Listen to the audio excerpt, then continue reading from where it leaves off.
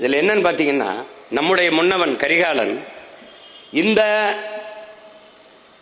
ஓடுகிற நீரை அணை கட்டக்கூடாது, குறுக்க அணை கட்டி தடுக்க கூடாது. அது தடுக்கிறதுனால என்ன ஆயிரும் பாருங்க. இப்ப பாருங்க, இப்ப தடுத்தீங்கன்னா உன்னுடைய ரத்த நாளங்கள் போலதான் பூமி தாய்க்கு நதி. அந்த நதியிலே குறுக்க ஒரு அணையை நீ கட்டிட்டீங்கன்னா உன்னுடைய ரத்த நாளங்களில் ஒரு இடத்துல தடை ஏற்பட்டால் எப்படி அந்த இடம் செயலிழந்து விழுந்து விடுமோ, இயங்காதோ, அதை போல மற்ற இடத்தில் ஆறு மரணித்து விடும். அந்த தேக்கி வைக்கிற இடத்திலே நிறுத்துங்க, தேக்கி வைக்கிற இடத்திலே நீர், நிலத்தடி நீர் உயரும், அந்த இடத்தில் இருக்கிற உயிரினங்கள் வாழும்.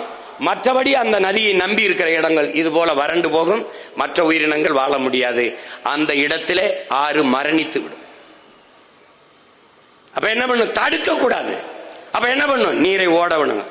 எந்த முறையை கையாளணும்? நமது முன்னவன் கரிகால் பெருவளச்சோழன் கட்டியது போல ஒரு தடுப்பணை தான் கட்டணும். நமது பாட்டன் 1800 ஆண்டுக்கு முன்னாடி அவன் அணையை கட்டி தடுக்கவில்லை, தடுப்பணை கட்டினான். இந்த அணையில் வேண்டிய அளவு நீரை தேக்கி விட்டு அதுக்கு மறுபடியும் மேலே ஏறி அந்த போயிரும், அடுத்த பக்கம் போயிரும். அப்ப தேவையான அளவுக்கு சேமித்து விட்டு மேலே ஏறி ஓவர்ஃப்ளோ ஆகி தடையை தாண்டி போயிரும். அது தடுப்பணை. இது எந்த முறையிலன்னா, இந்த மாடு, பசு மாடு பாருங்க, அப்படியே இந்த பசு மாட்டுல கண்ணுக்குட்டியை குடிக்க விடுறோம். பசு யாருக்கு பால் கறக்குது? கண்ணுக்குட்டிக்கு தான். ஆனால் நமக்கு என்ன கற்பிச்சு வச்சிருக்கான்?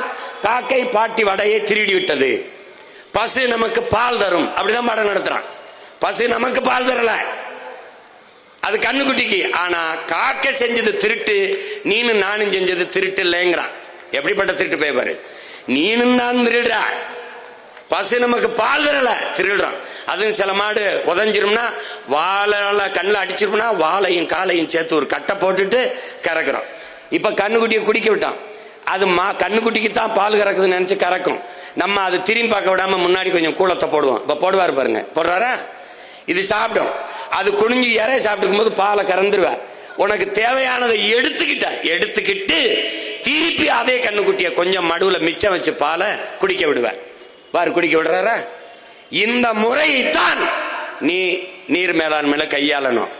எப்படின்னா, கடல்ல இருந்து, தாயிலிருந்து வந்த பாரு, ஆறு, ஏரி, கண்மாய், கரணை, தாங்கல், ஏந்தல், ஊரணி, குளம், குட்டை, இப்படி நமது பண்டை தமிழ் முன்னவர்கள் நீர் மேலாண்மையை கடைபிடிச்சிருக்கான்.